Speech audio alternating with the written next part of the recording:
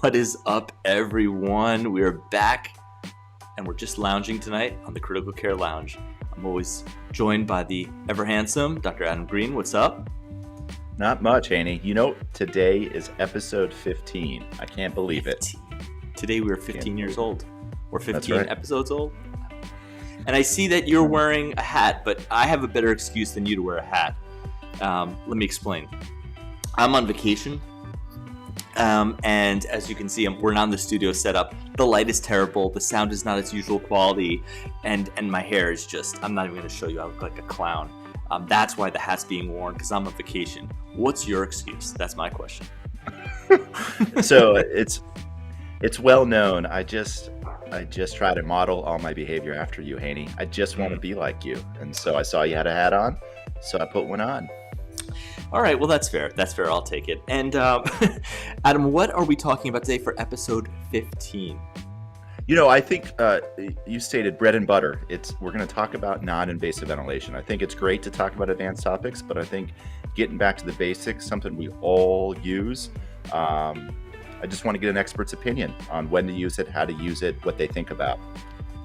All right, so we're talking about non-invasive ventilation. Let's roll the video, and then we'll get right into our guest.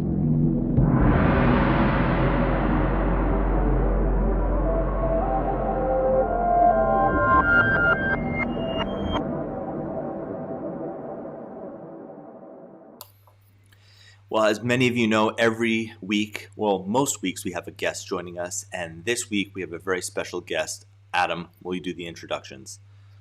Absolutely. So today we are going to be joined by one of our very own, Michael Bonk, and I'm going to be honest. I have not invited him up to this point because it's going to be so clear how much smarter he is than us. Yeah, too smart. That I was just embarrassed. Too smart. But, Agreed. But so Mike is Home Crit Care trained. He is our program director for the Critical Care Fellowship out in Spira, one of our ECMO attendings, and just a good dude. So I'm excited to bring him on. Here he is. Hey guys.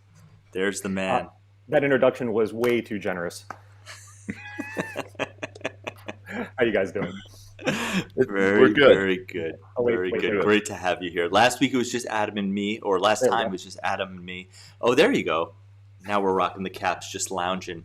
But we're really happy to have you here. And Adam's going to kick it off, and we're just going to pepper you with some questions about non-invasive. And by the way, for those of you who are watching at home, please like the content if you like it. Dislike it if you dislike it. But subscribe to the channel just so you don't miss an episode. And what we always say, what we always encourage is you to put your comments and questions in the chat. We're going to get to them. We'll pop up on the screen. We want this to be interactive. We may not get to your question immediately, but please get it in there, and we want to hear from you. So without further ado, Adam, kick us off, please. Absolutely. And I should say also, Haney, we've never done this, but next session, it's a little open as to the topic. So if there's people with ideas or suggestions or things they want to hear about, throw it in there. We'll see if we can accommodate. So with that said, let's get into the meat of it. So when I think about non-invasive, and I'm going to use the term non-invasive to talk about not just BiPAP or CPAP, but also encompass high flow. And so we're going to talk about all three modalities. And I think I guess in graded degrees of support, high flow being the least, BiPAP being the most. Let's just start with high flow nasal cannula. Mike, can you tell me what are its indications when you use high flow? What are you thinking about when you order high flow for a patient? Yeah, so, I think of high flow for patients that have exclusively hypoxemic respiratory failure.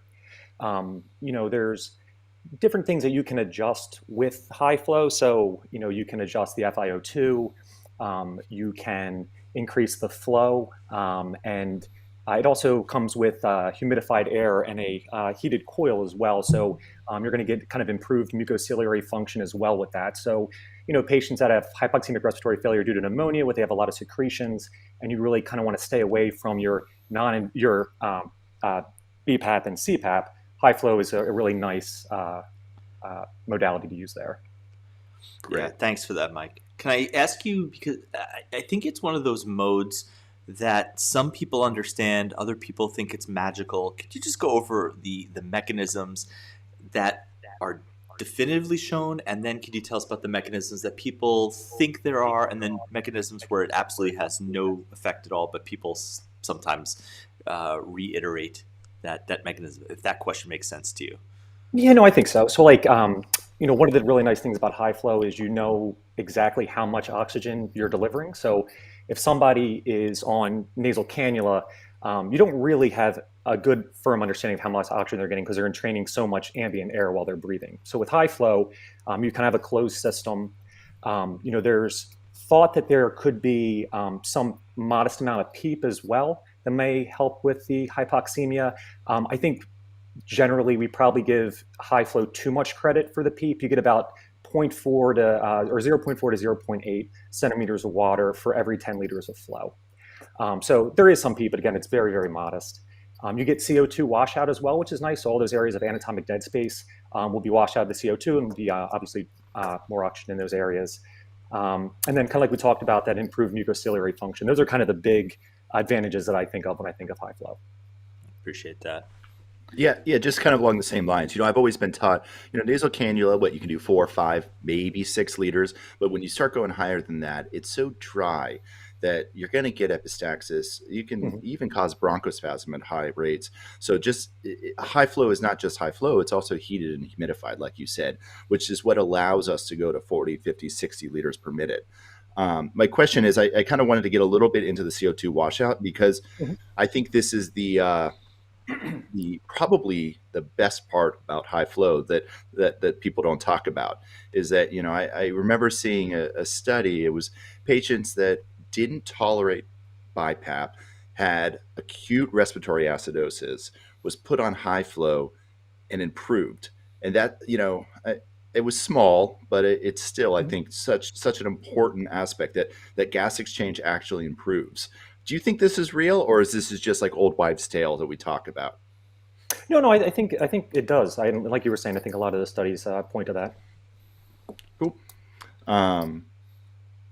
All right. Anything else about high flow you think we should talk about, Haney? Or well, the one thing that I do want to point out, because I'll be honest with you, some of the high flow people have come up to me after lectures at national conferences. I don't want to use the word accosted, but you can plug in your own adjective there. But my question is for a COPD patient, someone who needs true CO2 clearance, what's the data for CO2 clearance for a real legit CO2 or COPD exacerbation versus just like a general clearance, which would help you to ease your burden of respiratory distress? Mike, what do you think?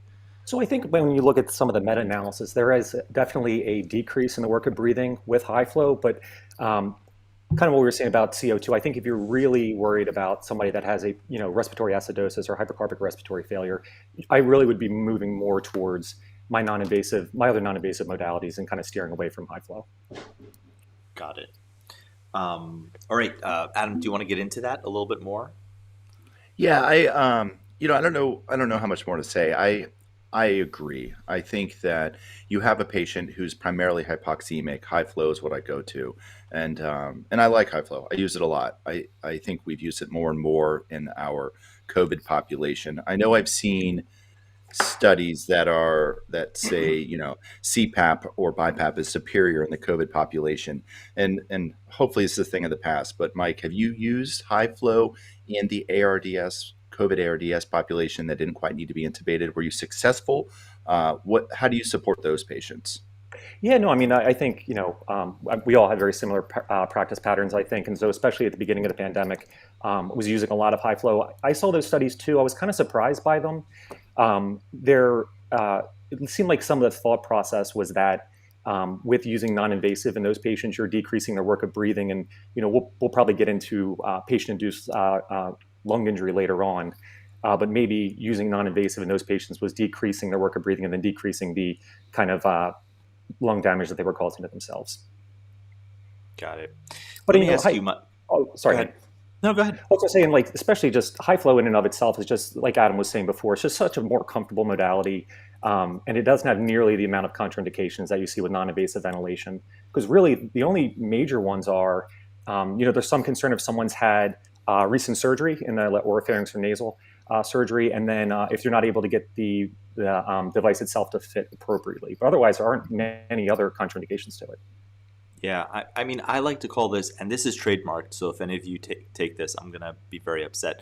But I call high flow kind of diet CPAP, right? It's when you need some CPAP. You know you're not going to get the full effect of it, but it's just a little bit just to help the patient out.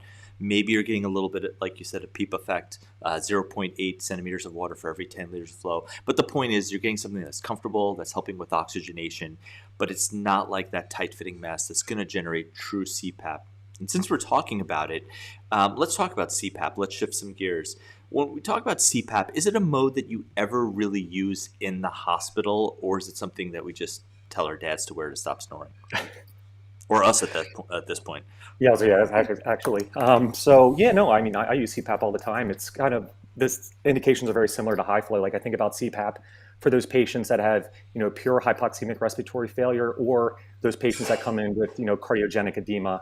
And that's not only just because of the improvement in the oxygenation, but its hemodynamic effects as well.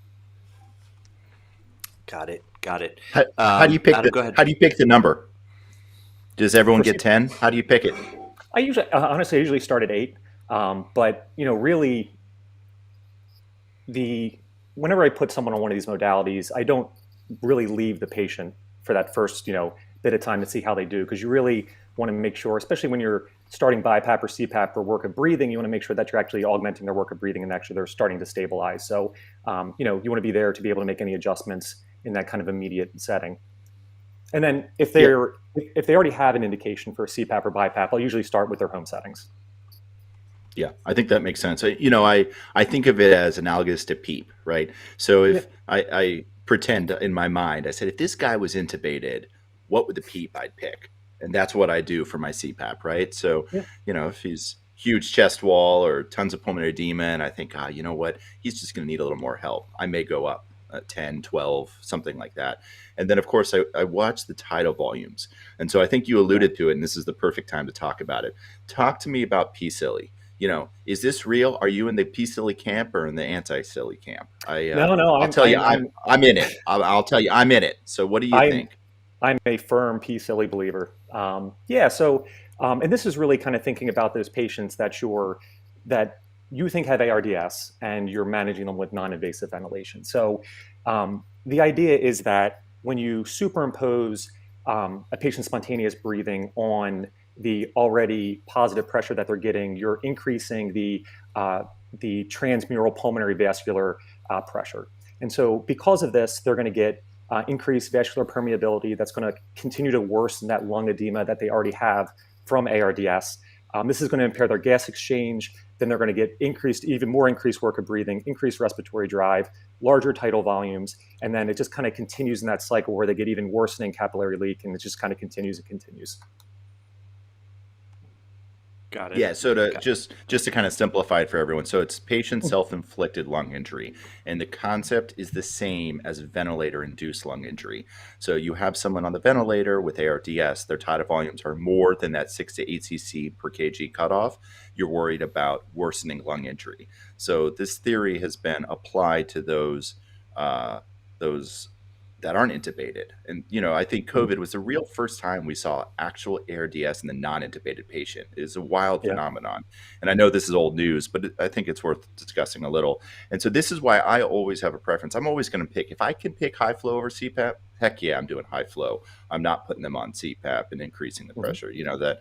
And then same rationale, if I can get away with just CPAP, I'm not going to pick BiPAP. I'm going to pick CPAP.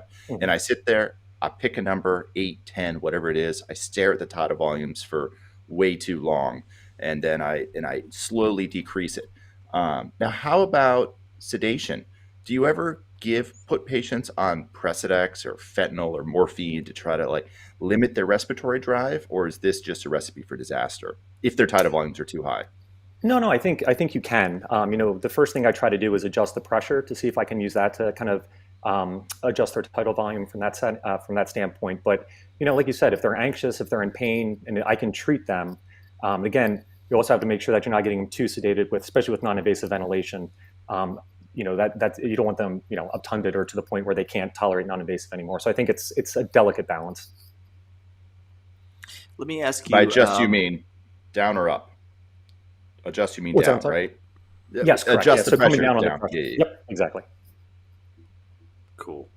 Um, Before we go on, let me just remind everyone: please like the video if you like what you're seeing, and subscribe to the channel so you can always get updates. We have to keep saying that for the algorithm, just so you guys keep getting all this content. But if you don't mind, Adam, or if you're all done with CPAP, I want to shift gears a little bit. But with all due respect, are you done with talking about CPAP and P-SILI? Which, by the way, can we just come like they're trying to make monkeypox a different term? Can we come up with a different term for P-SILI? I can't take it seriously with that name.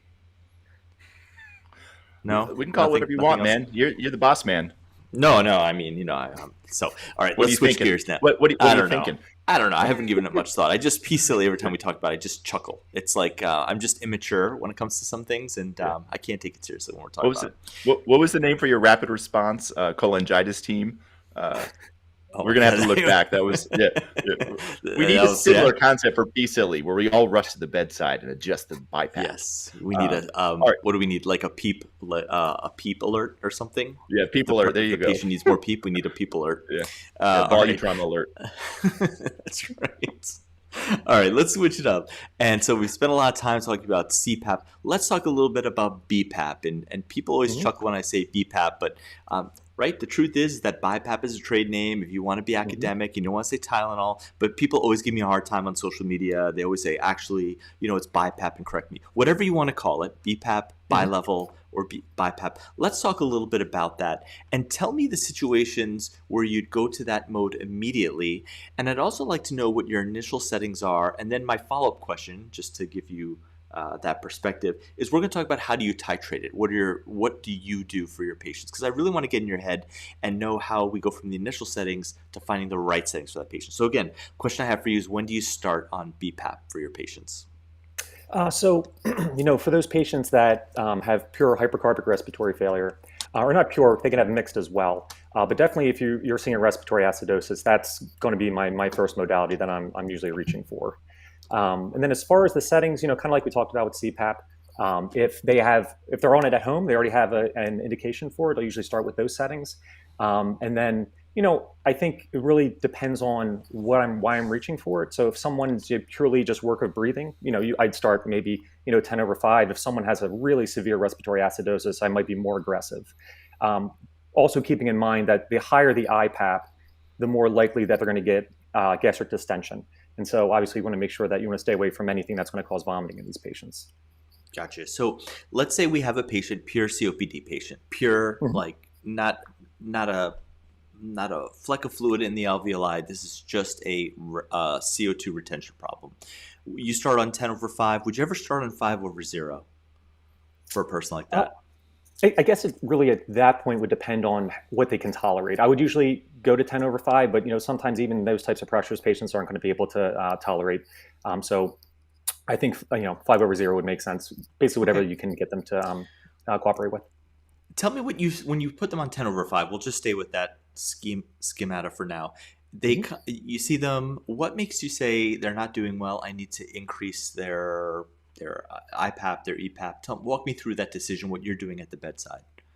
Yeah, so looking at them, are they using any of their accessory muscles to augment their work of breathing? Is their respiratory rate coming down? Are their vital signs improving? If I put someone on 10/5, but I'm not seeing any changes in the actual reasons that I put them on BiPAP, that's a situation where I'm going to go up. And usually my titration is about 2 centimeters of water. So I'll go maybe from 10/5 to 12/5. Again, staying close to the patient, seeing how they're doing. If they still need more, kind of going up. And I'm going from there. Perfect. Thank you. Adam?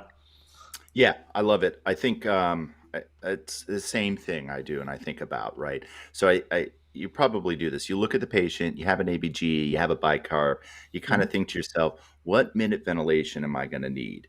And I know it seems arbitrary, but we can kind of do this, right? Like 6 to 8 and someone with respiratory acidosis probably is not going to cut it. 8 to 10, maybe. But if they're really acidotic, we know we're going to have to be hitting that 12 liters per minute, right? And so I throw them all on 10/5 and then slowly increase that delta. If I need more PEEP because they're really hypoxic, maybe I'll go to 12/8 and then slowly increase that IPAP until I hit that minute ventilation I think they're going to need. And I wanted to challenge you on something. You mentioned the IPAP and gastric distension. So, Hmm. you know, I'm not going to say I did this because it would be crazy to do this. But let's say someone I know did this. They drank a lot of water, ate a large hoagie, put CPAP on at excessive pressures like 30, and then did a gastric ultrasound to see if you could see gastric distension. Do you think my friend saw gastric distension? What kind of Adam, hoagie is my question. we got to get you some new hobbies, man.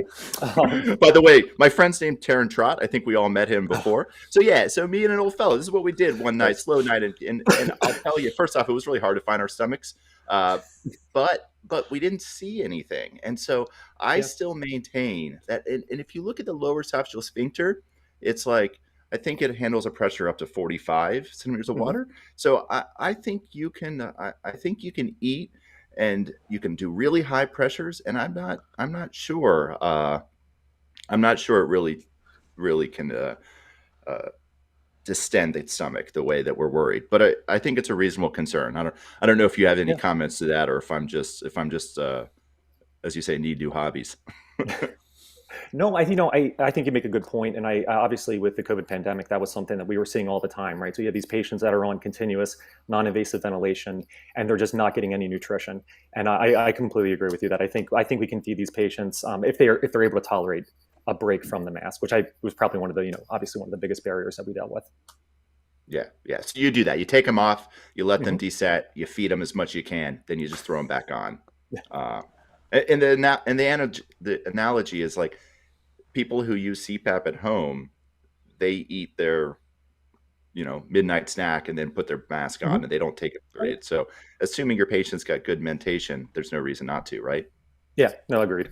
And like you said, I Oh, think you hit the nail on the head too. It's the mentation that's usually the one of the biggest. there it He's is. The steak pap challenge. Thank you, Dr. Sharp. coming through again. Love it. As always. Oh man, I'm gonna get all these emails about people who did it and actually aspirated and how terrible an I idea it know was. it's So gonna be yeah, this TikTok challenge that goes run yeah, amok. the steak pep. All right, let's get back to it. Tell me about the indications. Normal indication for BPAP. I think we've referred to them, but why don't you just tell me the standard patient that you see? You're like they definitely need BiPAP. The patient, like we were kind of saying, hypercarbic respiratory failure, they've got a history of COPD or asthma. They're starting to become encephalopathic. So you may not be able to get away with, just doing more conservative measures, just like, your steroids and your breathing treatments. That's usually the typical patient. And then obviously if they have any indication when they come into the hospital that they would already have it. So like obesity, hypoventilation syndrome, pneumonia, especially in those patients that are immunocompromised, because we know that they're going to have a worse outcome if they get intubated. So we're normally reaching for non-invasive in those patients a little bit more aggressively. Yeah, those are usually the ones that I think of, unless I'm missing any of them. How about pulmonary edema? They always get CPAP or sometimes BPAP because I think people are so Yeah. comfortable with BPAP that they forget about CPAP in those patients, or does it not matter? No, usually if it's pulmonary edema, I'm reaching for CPAP unless they have any signs of hypercarbia, or again to help their work of breathing. If they're really dyspneic, that you may get more relief of Yeah. work of breathing with BiPAP than you would with, or I'm sorry, BPAP, as opposed to CPAP. Yeah, Yeah. I mean, I agree. I'll start. I'll look at the indication, whether it's hypoxemia or hypercarbia, and pick the mode of ventilation from there. And then I'm standing by the bedside watching the patient's Hmm. tidal volume. If I'm like, this person really would need CPAP, and their tidal volumes are really low, I'm like, I guess they're a little tired. Maybe they need a little bit of adjustment. So Yeah. we'll give them a little bit of IPAP, a little bit of a delta. And I really like look at the tidal volumes as a measure of how well I'm doing for my patients, and then making the adjustments from there. So I think sometimes we get hung up on the terminology of, is it CPAP or is it true BPAP, rather than let's look at the mode that the patient need and we can adjust it. It could be a very fluid thing. We can go from CPAP very easily into BPAP without being true BPAP with like a significant delta. It's all about just standing by the patient, like you all are saying, watching what the patient is doing, look at the oxygenation, look at the tidal volume, and watching the patient and how they're responding. Yeah, I Although Um, totally I agree. and I was going to say, Haney, I definitely recommend everyone try them because CPAP is definitely more comfortable. You have complete control over how long your respiratory cycle is. If you start to take a breath and change your mind, it's easy to exhale, but not with BiPAP. Once you start to take that breath, it senses the negative pressure, it shoots the higher IPAP, and then if you want to change your respiratory pattern, it can be challenging. So I do think of the two modalities, CPAP is going to be usually more comfortable if you can get away with it. But there's a lot of I find a lot of times too that patients find AVAPS to be even more comfortable than CPAP or BiPAP, which is average volume assured pressure support. Yeah, actually, could you talk to us a little bit about what that mode is when you would choose that mode for somebody? Because it's a question I get a lot. I don't think people wrap their heads around what exactly that mode does. Yeah, I think I look at these two different types of modes as if we're thinking about BiPAP or a BiPAP as being like pressure support, then this is more, AVAPS is more like volume support, where you are determining a patient's what tidal volume you want to target in your FiO2, and then the machine itself will determine how much pressure is needed to reach that target volume. Yeah, it's a really comfortable mode for patients, and sometimes we get someone who's really desynchronous. It is a bit more comfortable for them, is what I found. The other thing I found that's helpful for patients, and the one thing I will say is that when patients come in respiratory distress, and I'm talking from the emergency medicine side, but even from critical care, when you're responding to a rapid response or someone's decompensing in the unit, and we have this tendency to say they're in respiratory distress, they're hypoxemic, they don't know what they're talking about, stick this mask on their face and force them down on it, or give them some, please don't give them some benzos or opioids to knock them out. That's the worst thing you can do. But we have this sense that it's just the physiology that's making them uncomfortable, when they may have been used to having this uncomfortable mode before and working with them. So, work with your patients, talk to them, start on lower pressures and then titrate them up. If they don't like that mode, and you have the capabilities of the machine to do so, then switch to an AVAPS. Just know that your patient's discomfort isn't always their hypoxemia. Sometimes it is, but it's not always. Sometimes they've been down this road before and someone shoved a mask on their face and they feel like they're suffocating and they really just hate it. So that's my pitch for seeing what your patient wants. Absolutely. And I think the other thing, as you guys mentioned before, the nice thing about AVAPS is you really have more control over your target minute ventilation, where with BiPAP and CPAP, you're more kind of eyeballing it and kind of trying to get it into the range that you want. Excellent. Cool. Do you mind if we jump a little more into AVAPS?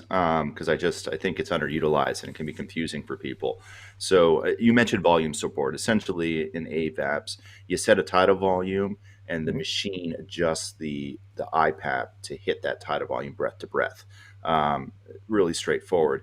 Can you give me an example of a patient that you would use that on, and not just to see if they're not comfortable on BiPAP, so you decide to switch them to AVAPS?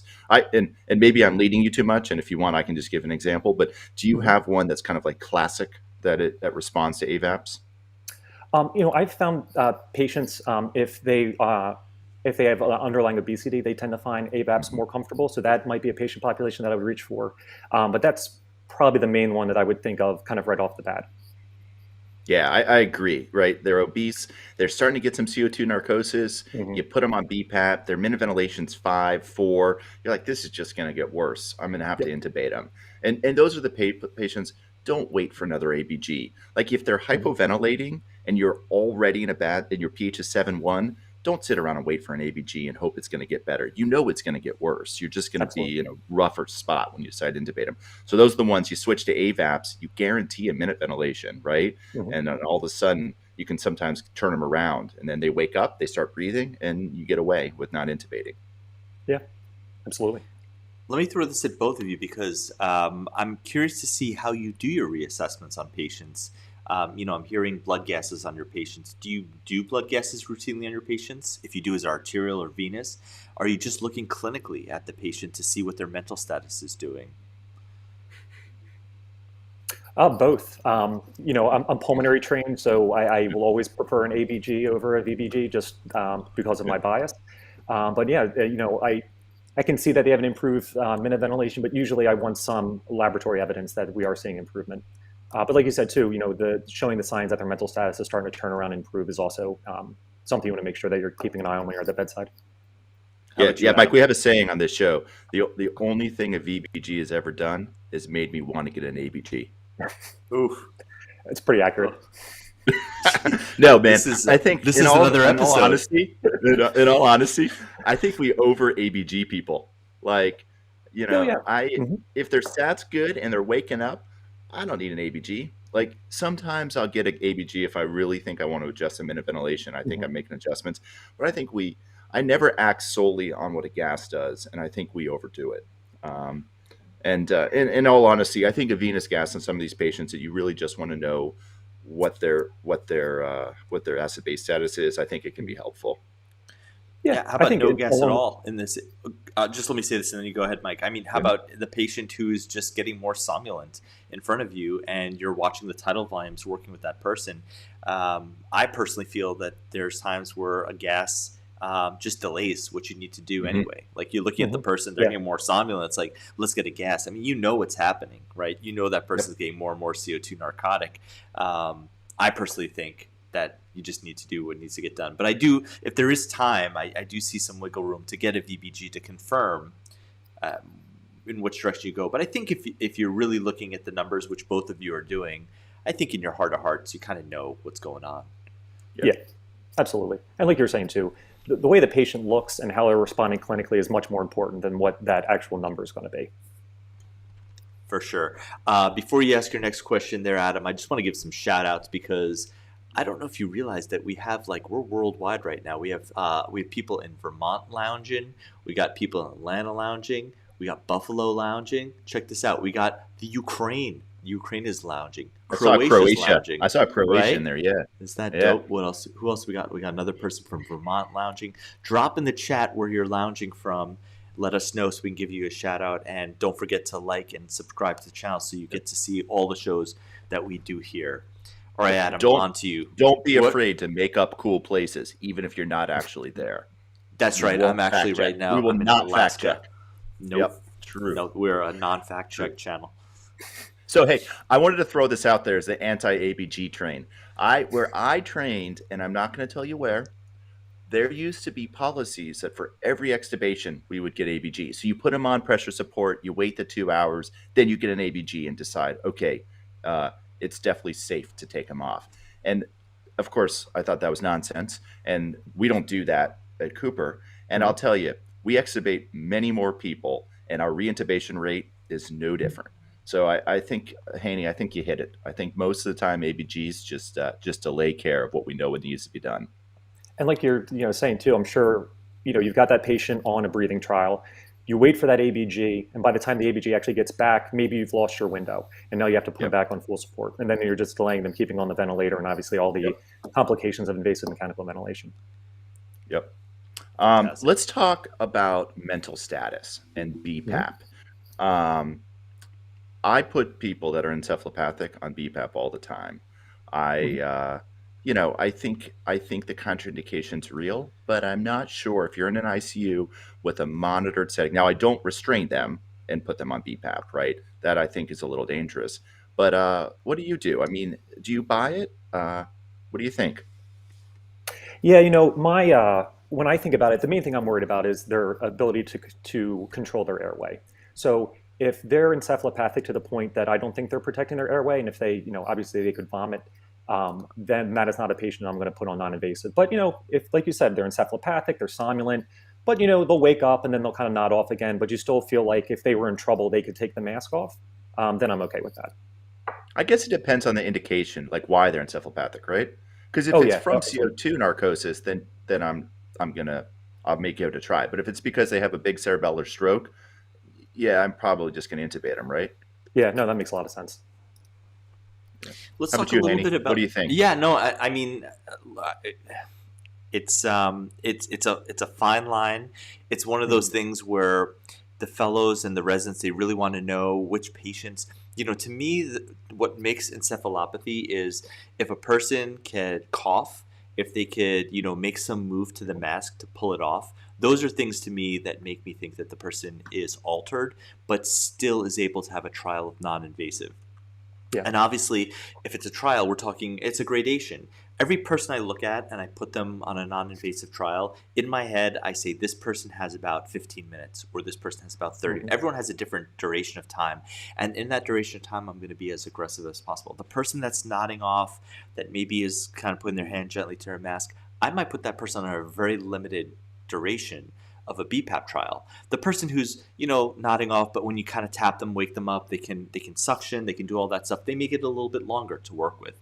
It's one of those things that you can't tell a trainee if this then that. You just have to see a lot of patients, which is why I always tell trainees you have to sit by your patient and watch them. You're not only helping this person, but you're helping all the future patients that you're going to see. You're building up your gestalt. And it's a very difficult thing to teach. So that's why I don't really believe in numbers or gases. I really believe in looking at the person and learning that. But it's a hard thing, and I can appreciate when people, they just want to know in that moment, why did you decide to put that person on non-invasive versus why did you intubate that person right away? I can appreciate that. Hey, Yeah, go ahead, Mike. Sorry. I was going to say that's such a good point because we know too that the longer you delay intubation with non-invasive ventilation for a patient that will inevitably fail non-invasive, the outcomes are worse. So being there at the bedside and making that decision in real time, it's just so important. I guess I was going to say the protoplasm probably matters too, right? Like your trigger for someone that's 90 degrees with bad IPF is probably different than the 28-year-old who has no occult chronic lung pathology, right? Yeah, absolutely. Right. How likely you're gonna extubate them probably matters in your trigger. Yeah, absolutely. That's a good point too. Just seeing how many times they've been intubated, your estimate of how they're going to be extubated. Are they going to go to a trach? Those are all modifiable factors. But again, those are things that over time you'll just see and you'll develop a gestalt for. It's a hard thing to create a score on. And forgive me if there's a score. I'm not aware of any score that tells you that this person fits into that. I'm not sure that there is. And Adam, like you were saying too, with the comorbidities, that's also something you want to keep in mind in the post-extubation phase as well. And like, what modality am I going to reach for, for a patient that has IPF versus COPD, to try to reduce the chances of them being reintubated. Yeah, and I guess we should talk about that. We should talk about post-extubation and modalities. Can you speak a little bit more on that, Mike? I don't want to give you one size fits all, but can you talk a little bit about the general data on using non-invasive post-extubation? Yeah, so I guess the one thing I want to be really clear about too is when you're using these modalities, you are extubating a patient to them. You're not extubating a patient, watching them fail, and then trying to use one of these modalities. So, it's been documented pretty heavily that if you try to use non-invasive ventilation for a patient that has failed extubation, you are actually increasing their mortality. And, I suspect this is because, we put patients on non-invasive, they look bad, but now we have them non-invasive and they look a little bit better. But since we're delaying these patients that should be intubated anyway, that's when they decompensate. So for patients that have an underlying indication for non-invasive ventilation, so if they have, and by non-invasive, I mean CPAP and BiPAP. So, obstructive sleep apnea, obesity, hypoventilation syndrome, COPD, if they have a history of heart failure, those are the types of patients those are the modalities I'm going to reach for in the post-extubation phase. If patients, and that's kind of where most of the data is. For high flow, actually high flow has been documented to reduce reintubation completely across the board, but especially in patients that have a pure chronic hypoxic respiratory failure, kind of like your ILD, IPF patients. Yeah, that's great. I love it. I think that's so smart. You think to yourself, if this patient didn't have the tube, what are their indications for high flow BiPAP, CPAP? And then you just apply them as you extubate them. Because as you're right, almost every patient that you extubate fails, and then you have to rescue with BiPAP, always gets intubated, right? It's almost futile to even try. You might as well just re-intubate them. It's kind of like the analogy is like the patient who has post-extubation stridor. That almost never gets better. And you're just making your life so much harder by waiting. You might as well put the tube back in. And that's one of those indications too, where, in those original trials, they looked at post-extubation stridor that did not need immediate reintubation. And that's always been something I've not been really comfortable with. Maybe I'm a little bit more aggressive in reintubating those patients. Awesome.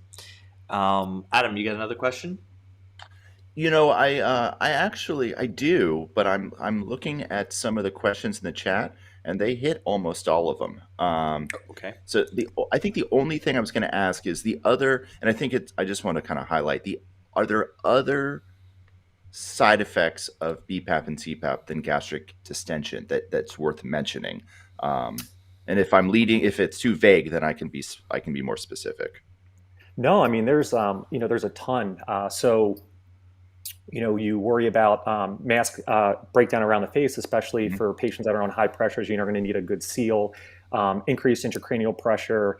And there's a lot of, we talked about this a little bit earlier, about the kind of hemodynamic effects of positive pressure, whether that's invasive mechanical ventilation or non-invasive mechanical ventilation. So, when we're taking spontaneous breaths, our thorax is a negative pressure environment. And so when we change that to a positive pressure, you're decreasing the afterload. So you actually can improve your cardiac output, kind of like with those patients with cardiogenic pulmonary edema, like we talked about. Now, the flip side of that is now that you're the right-sided return, you're decreasing your RV preload and increasing your RV afterload. So, I think we're all incredibly cautious with patients that have any history of RV dysfunction or failure, whether we're putting them on BiPAP, CPAP, or invasive mechanical ventilation.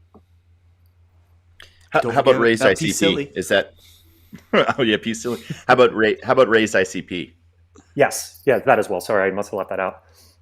Yeah. No, you mentioned it. Can you speak a little bit more about that, where it actually enters your cognitive workflow? You're like, I don't want to put this person because of, I mean, is it just when someone has a big mass or evidence of mass effect where you're like, we're just going to go to invasive mechanical ventilation at that point? Yeah, and it's kind of like, like Adam was saying too, like a lot of those like primary neurologic issues where it's probably not going to turn around quickly. Those are again going to be those patients that I'm going to intubate a little bit more aggressively, and kind of like the other indications you were talking about as well, Haney. Let me ask you, because this is something that makes sense intuitively to me, and there used to be some very good data for it. Now the data is I looked at this recently. Patients who are hemodynamically unstable, there used to be, and this was really mostly in cardiogenic shock for patients, but the significant work of breathing from the metabolic acidosis, people would put people on non-invasive because they're dyspneic, but they're just working off their acidosis.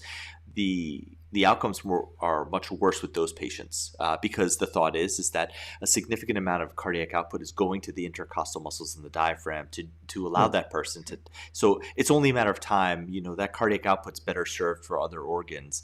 Has there been a shift in that, or is that still pretty much the prevailing thought? If you have somebody who's in shock, who's not looking great, but in respiratory stress, the best thing to do is just intubate them and rest them, or is there a move to still give those patients a trial of non-invasive? I think it depends on what degree of shock we're talking about, but I think that, like you were saying, especially in those cardiogenic shock patients, you've got, rising signs of end organ dysfunction. I think that, those are patients you may want to be a little bit more aggressive with and kind of take that off the table. Appreciate it. Adam, do you have any more questions, or should we turn to the audience? There's some really good questions here in the chat. Oh yeah, but I'm even doing a better job than we are. So I know people are lounging in the lounge, which is good. Right. We got some more locations here. We have Dr. Bartok is lounging in D425. Anthony's Ohio lounging. Ahmed's lounging in Saudi Arabia. Oh, check this out. Armin's Armenia lounging. That sounds like a nice chair, very comfortable chair. Armenia lounge. Kristen is lounging in Minnesota, and Olu is lounging in California. But let's get to some of the questions. What do you think about, let me put it on the screen. We have that feature. We should use it, right? What do you think about parenteral nutrition in patients on non-invasive who desaturate very quickly after mass disconnection? Oh yeah, we talked about that a ton during the pandemic, and it's actually, we're still talking about it. I think at a certain point, ventilation, we're talking, ventilator-associated pneumonia, barotrauma, and then we ended up having a protocol for some TPN. I think I'm probably less aggressive with TPN than some people. And I think before the pandemic, I probably would have been much more aggressive about intubating those patients, even just to get them more nutrition. But yeah, due to the long complications with just really prolonged ventilator courses, I think that's something that's kind of coming in more into my workflow. Awesome. Yeah, Haney, What about you I'm going to guys? respond a little to it too. Yeah, I like. Mhm. So first off, I think the question needs to be stated, and we can talk about this next. Is how long do you let people hang out on non-invasive on BiPAP before you pull the trigger? Like, is there a time frame or is it indefinite? And but let's take that out of the equation here and say they're DNI, so we're not allowed to intubate them. And I have the same rules for TPN as I would for any other situation. So if you come in with low nutritional status, I'm 7 days, 5 to 7 days. If you can't hit at least 25% of your ideal nutrition calorie need, then you get TPN. And if you are normal and you come in 7 to 10 days, not hitting that 25%, I put you on TPN. And I think, when I started practice, I was so anti TPN. I was like, that is for Mhm. surgeons who are old. I am not doing it. And I think we have more and more data that it can be done safely with Mhm. a couple caveats. Number one, protect that IV. Keep it solely for TPN. I don't like messing with antibiotics and trying to, I like to put in single lumen picks for my TPN for that reason. And the second is Mhm. be obsessed about glycemic control. Where you get in trouble is when they're hyperglycemic on TPN. So that's my approach. I'm a big fan of stuck I on. remember Yeah. when I was training, the big thing we always worried about was fungemia, and anyone on TPN, they're at really high risk of fungemia. And it looks like a lot of the papers that have come out since then have shown that it's actually not as prevalent as we would have thought. Yeah, a lot of all these patients. I think if every patient that comes in the ICU is catabolic, and so you have to be Mhm. team nutrition one way or another. Yep. Obviously, the gut is the best way to feed them, but if they're on high pressures and you're not sure about their airway status and very low threshold to switch to TPN also. And I just try to get more and more people. It's one of those things where I think there's still split within the community where people say we're getting them a couple days, but I think the fact that the guidelines have taken, sort of like you could do this or this, then why not go into the situation where you'd be pro nutrition, That's right. pro caloric for your patients and get them I better. joked it's like all of critical care is less is more, right? Less Yeah, antibiotics, less. And I think like nutrition is the exception. It's like more and earlier. Like, right. you know, Right. maybe not more, but earlier. Don't forget to Mhm. feed Yeah, them. don't forget to feed. Let's see. About that. On continuous non-invasive ventilation, they get 24 to 48 hours, and after that, I'm intubating, assuming that they're full code and want aggressive measures. But I think coronavirus has completely changed a lot of people's viewpoint on that. And so, I mean, obviously, we let people ride on somewhat continuous non-invasive ventilation for days, sometimes weeks, trying to keep them off of invasive mechanical ventilation. All right. We have Hirsch Sharma, who is one of our former fellows, just one of the greatest people you can know, and almost one of the greatest hairstyles I've ever seen. But, we know that mine's much better. Here's his question. What are your thoughts on the use of non-invasive ventilation in neuromuscular disease? If you decide to use non-invasive positive pressure, do you change your monitoring strategy at all? Yeah, absolutely. So, I mean, that's. Oh, yeah. sorry, go ahead, Haney. No, go ahead. No, I was going to say absolutely. That's a great indication. I think definitely works, and even out of the acute setting, there's just so much more use now of non-invasive. We don't get We paid by should put. Wawa to give them shout Yeah, outs. I was Although we going to should say get yeah. sponsorship. We should Mhm. actually, because I just had them today. And Wawa, if you don't know what Wawa is, for those people who are in Croatia, Wawa is the most amazing store where you can get gas, air for your tires, jerky for your stomach, and then any kind of sandwich that's freshly made every day. Wawa. Yeah, you That's don't going to know be our this new commercial. about the lounge, but we're looking for sponsors like Goodyear Tire, Wawa. We're looking for atypical sponsors. We don't want medical devices. This is a special Nope. place here in the Critical Care Too much Lounge. conflict of interest, but we will take Yep. Suavecito. That's the pomade that I use, and Hirsch uses, by the way. Any sponsorships where our ears are open and our stomachs are empty. Let's see what else we got. Here's another question here. How about the use on? I'm going to just kind of summarize this. How about the person who's maybe not cooperative?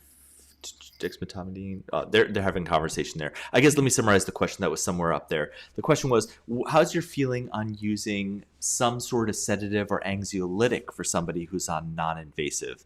And I'm just going to clean that up by asking, not to the point where they're completely sedated and compliant with the non-invasive.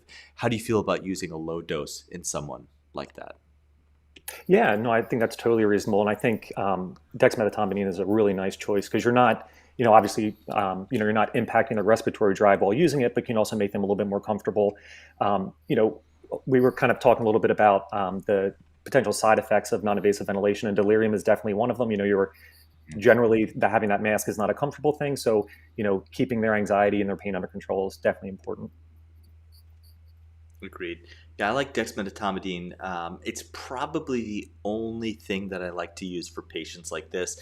I don't like to use benzos in these people. I don't like to use anything that can blunt them or make them cloudy, because I want them to be able to react to a situation. Dexmedetomidine is the type of drug that if you have a noxious stimulus, you hope, at least if you're using in low enough doses, that they can sort of wake up and react to something, versus if you hit them with Valium and you go too far, they could be a little bit blunted and out there. That's my worry with it. But I know some people who use it well. It's just not my toolkit. How about you, Adam? I've had some success with low dose opioids, like low dose morphine, just to remove the breathlessness that sometimes patients feel, and that allows them to then participate with the BiPAP. That's usually in the the DNI category, but I think you could, if you're careful and you're watching them. I also feel, and I don't know if we haven't even mentioned this, I feel that the use of BiPAP or CPAP new BiPAP or CPAP is an indication for ICU monitoring. I don't like these patients on the floor. Yeah, that's something that when I was a fellow, I used to complain about, because of course it's a conflict of interest, right? That's another admission I have to do when the person's doing just fine on the floor, but having seen many patients who decompensate on the floor, and how much, we didn't even mention respiratory therapists and how important they are in this whole equation. We are important as physicians at the bedside and clinicians, but respiratory therapists are the ones that are really there, stuck to the patient, and so important. So they're the missing piece there, that the reason why they would, in my opinion, why those people, new onset need for a non-invasive, that's why they need to come to the unit. They need the nursing care, they need the respiratory therapist at the bedside, and they may or may not need us right there. My 2 cents. Let's not forget respiratory. They're scarier to me than the patient that's stable on the vent, right? Yeah. The patient. They're still in respiratory failure. It's just not secured. Yeah. Well, gents, I think we got to the bottom of the chat. We're just about the hour mark. Any closing thoughts or things that we want to talk about? All right. I got something. I'm going to end on this. One of my mentors once told me there's 2 types of people: brand and generic. There's the person who likes Tylenol, and then there's a person who says that other drug I can't say. And you guys broke the mold. You taught me that you can be both. So I appreciate that. What a way to end. I've been saving that for 15 episodes, and this was the opportunity, so I couldn't miss it. This is the one.